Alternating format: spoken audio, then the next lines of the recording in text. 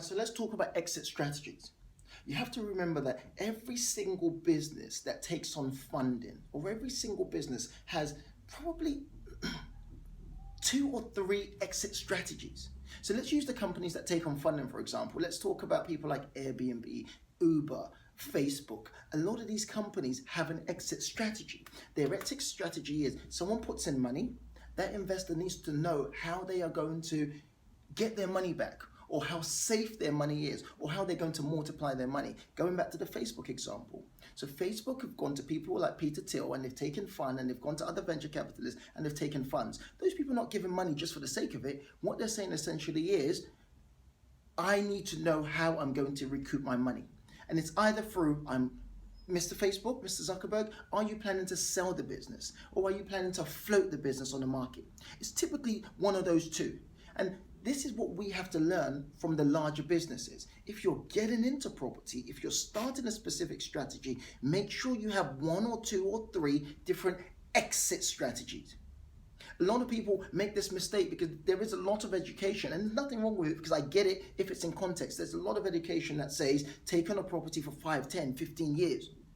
But there's no mention in some cases of getting a break clause of 6 months, of 12 months, because just like any business, with property as well, there are cycles, there are regulations, there are things that will happen, there are legislations that will come into place, as we've seen with Section 24 coming into place.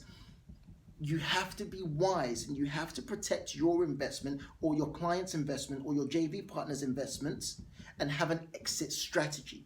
So with service accommodation, your exit strategy is, I want to build 20 apartments. I want to be generating £100,000 a month. And once I earn £100,000 a month, I plan to sell on the business, or I plan to scale up. And then this is what's going to happen. So you need to have some form of a business plan in place. I'm not down for the traditional business plan, but I'm talking about at least know how you intend to protect your investment. At least know how you intend to get out of the investment if things don't go your way.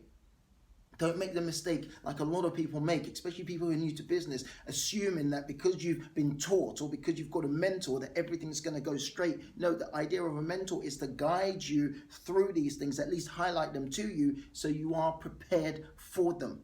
The reality is, with service accommodation, with rent to rent, with property, with any business, have an exit strategy. Sit down, don't plan your life based on taking on a property for the next 10 years, because guess what happens? What if the landlord then decides in 5 years that they want to sell? What if the landlord says, I'm getting out of the property market?